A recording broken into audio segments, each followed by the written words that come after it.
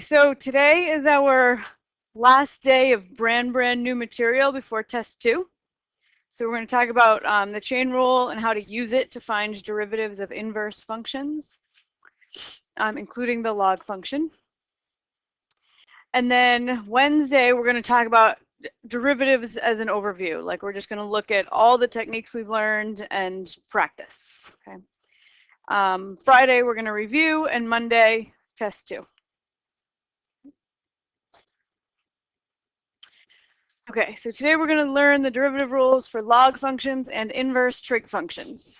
Okay, and we're going to be using the stuff we learned about inverses, or we reviewed about inverses last class. So don't forget the steel drum project is due today. Put that in your folder. If it's not done, projects I do accept up to a week late with a penalty. So if you have a big chunk of it not done, like, better to finish it than to hand it in today, incomplete. Okay, so remember last class we reviewed the fact that exponentials and logs are inverses, right? So if you do e to the ln of x, you get x. Everybody okay with that? Okay, so we're going to take a derivative of both sides of this equation. So we've never done this particular technique before, but it's just like anything else. As long as you do the same thing to both sides of the equation, it's allowed, right? The equation will stay true. So I'm going to take d dx of e to the ln of x equals d dx of x. Okay, so just writing, take the derivative of both sides. All right, what is the derivative of e to some stuff? E to the stuff times the derivative of some stuff. So my derivative of e to the ln x is going to be e to the ln x times the derivative of ln x, which we don't know right now. So I'm just writing it down as d dx of ln x because I don't know what it is. Okay, and then what is the derivative of x? 1. Yep. Okay, a little simplification here. What does e to the ln x simplify to? X, yeah. So this says x times the derivative of the ln of x equals 1. Okay, so now I'm going to solve for what I'd like to know. The whole goal here is that I'm trying to figure out what is the derivative of ln x. Right? Last class we reviewed the ln function. Today we're going to try to figure out what its derivative is. So I'm going to try to isolate d dx of ln x. Get that by itself. So I'll divide both sides by x. These x's cancel. And it turns out that d dx of the ln of x equals 1 over x. And I have a derivative formula for ln.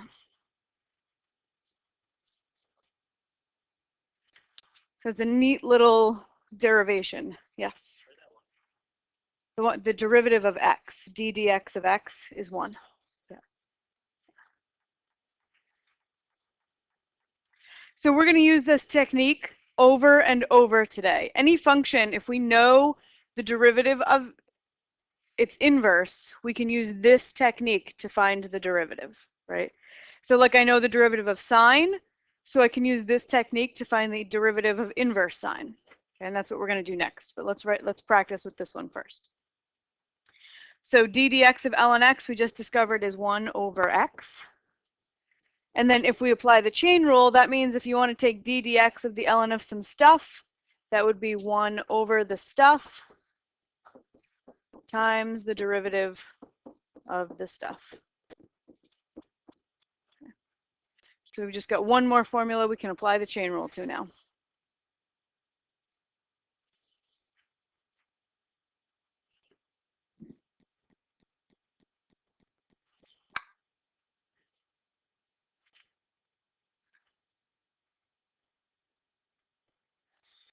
Okay, so let's do a little practice just finding some derivatives that involve ln. So y equals the ln of x cubed minus 7x. I want to find the derivative y prime. when I look at this, my inside function is x cubed minus 7x, and my outside function is ln. Or you might look at that and just see the ln of some stuff, right? That's the ln of some stuff. Stuff is the inside. So the derivative of the ln of some stuff is 1 over the stuff times the derivative of the stuff. And what's the derivative of x cubed minus 7x? There we go. Yeah. Thank you. Yeah. Yeah, that's important. Because if that were a 2 there or something and you wanted to actually multiply them, you'd need to know to distribute the 2. So the parentheses are important.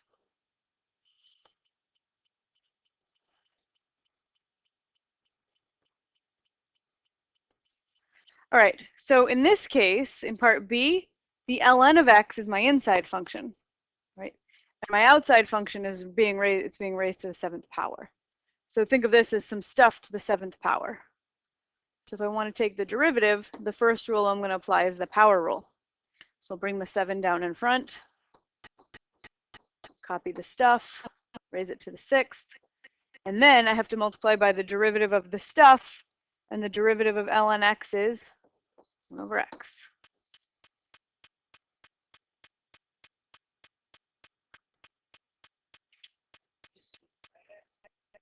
You cannot simplify that. Oh, well, that's true, yeah. You could write this as 7 ln x to the 6th over x if you want.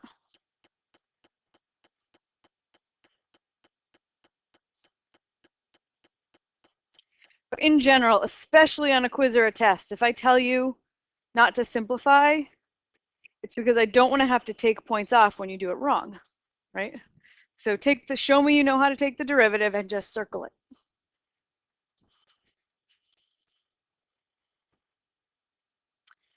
Okay, so now we're going to use the same technique that we used up here to figure out what the formula is for the derivative of ln x, to figure out a formula for the derivative of the inverse sine.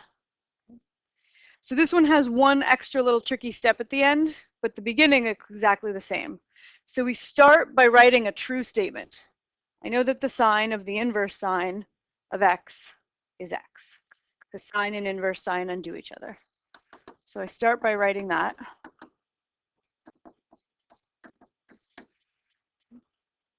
I take d dx of both sides.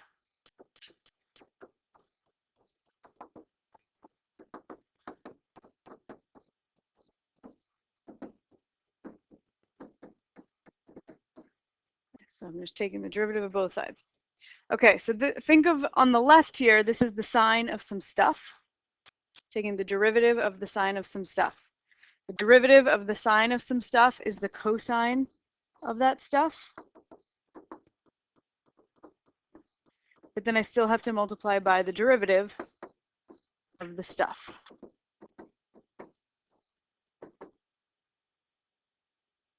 So I just applied the chain rule on the left. Derivative of the sine of some stuff is the cosine of that stuff times the derivative of the stuff. Okay, and then d dx of x is 1. Okay. So the thing I want to know is this, right? d dx of the inverse sine of x. That's what I'm trying to figure out. So if I want to know that, all I have to do is divide both sides by the cosine of the inverse sine of x. Okay, so d dx of the inverse sine of x is 1 over the cosine of the inverse sine of x. Okay, I'm almost done here. But like back in pre-calc, you might remember that you simplified these like complicated trig expressions, the sine of the inverse sine or cosine of the inverse sine. And we actually simplified this one like 3 or 4 classes ago. I had you do it in the classwork if you got to it. So I'm just going to draw a little line here. I'm almost done. I just would like that to look a little nicer. Maybe not have any trig functions in there at all, if possible. So the cosine of anything, when you take the cosine of something, what is that thing fundamentally? Think about the unit circle. The cosine is x itself, but what is the thing you're taking the cosine of?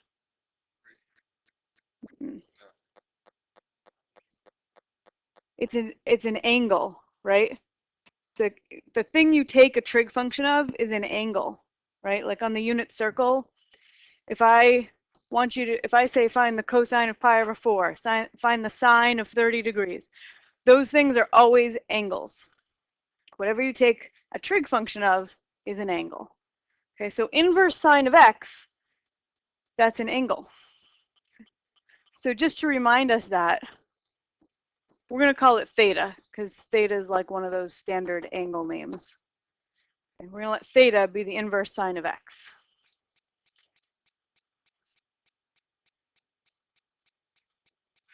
Which is equivalent to saying, rewrite this using sine instead of inverse sine. Sine of theta equals x. Good. All right, so what I'm trying to figure out, right, I know that the derivative of the inverse sine,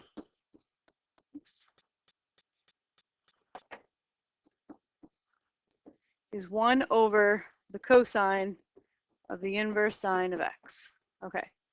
But I decided to call the inverse sine of x theta, just to make it a little bit shorter. So I'm actually looking for 1 over the cosine of some angle. Inverse sine of x is just some angle we're calling theta. Okay, so let's draw a picture. I know the sine of theta equals x. So I'm going to draw a right triangle. And I'm going to put theta in it. This theta is an angle. And I know the sine of theta is x. And I could think of that as x over 1, right? And the sine of an angle in a right triangle is opposite over hypotenuse. So I'm going to make the opposite x and the hypotenuse 1. And then the Pythagorean theorem says that this third side I could find by doing x squared plus this side squared equals 1 squared. And this turns out to be the square root of 1 minus x squared. And you solve for the unknown side. So now that we have this triangle drawn, this right triangle, what's the cosine of theta?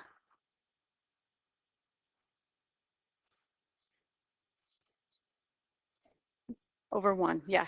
So the cosine of theta is adjacent over hypotenuse, so it's the square root of 1 minus x squared over 1.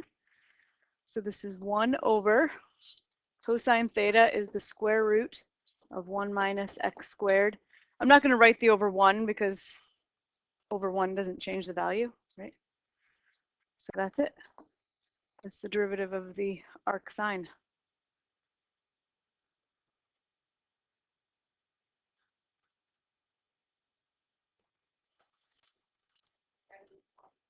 That is the formula, yep. So yeah, let's write it down in our final spot here. The derivative of the inverse sine is 1 over the square root of 1 minus x squared.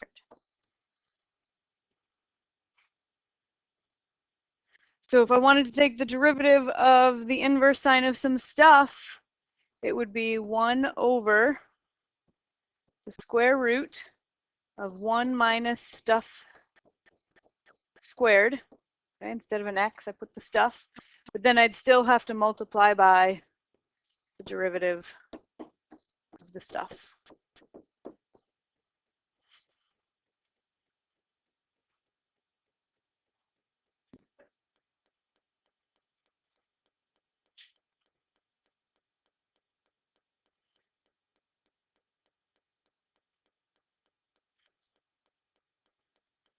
Okay, so you can use a very similar technique, like it looks almost exactly like we just did for inverse sine, to find the derivative of inverse tan or inverse cosine.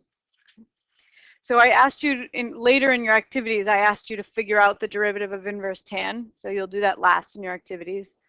I love to put bonus problems on tests that involve a proof that's like really similar to one I did in class, but not the same one, right? So inverse tan or inverse cosine would be an awesome bonus problem on the test. So if you know how to do those, That might be helpful for you. All right, so let's, now I know that the, so I'm just telling you right now that the derivative of inverse tan is 1 over 1 plus x squared. We get there the same way we just did with inverse sine. So the derivative of the inverse tan of some stuff would be 1 over 1 plus stuff squared times the derivative of the stuff.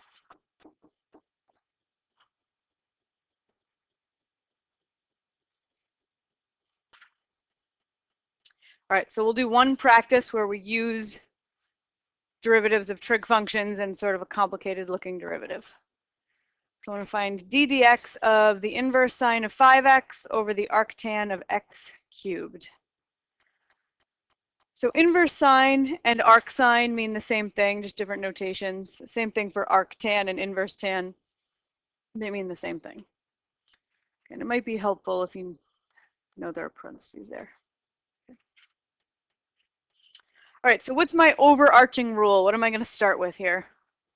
The quotient rule. Great. Okay, so my quotient rule says that I'm going to start with the denominator. So just plain old denominator, arctan x cubed times the derivative of the numerator. So in fact, I'm just going to write it all out instead of doing it as I go. Times the derivative of the numerator, inverse sine 5x, minus the numerator, the inverse sine of 5x, times the derivative of the denominator, which is arctan x cubed, all over the denominator, arctan of x cubed squared.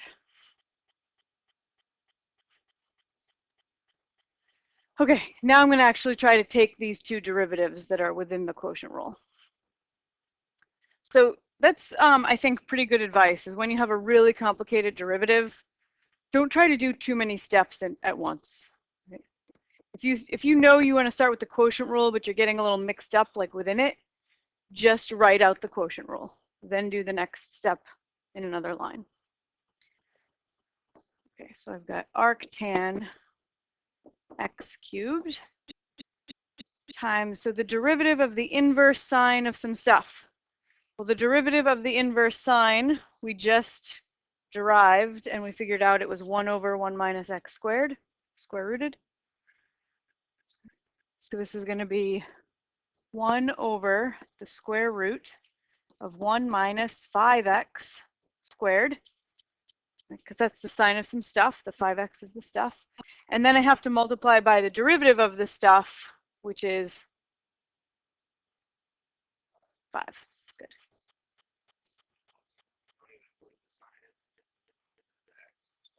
Yeah, there's no sign in the derivative formula. Yep. Yep. Okay, so now I just copy my inverse sine of 5x times the derivative of arctan of x cubed. Well, the derivative of arctan is 1 over 1 plus stuff squared, right, times the derivative of the stuff, 3x squared, all over arctan x cubed squared. And yeah, you could do some simplifying here, but I'm not gonna. I'd rather not make a mistake. I'll just circle it and be done. You could put the stuff over the, yeah, that's fine. Yeah?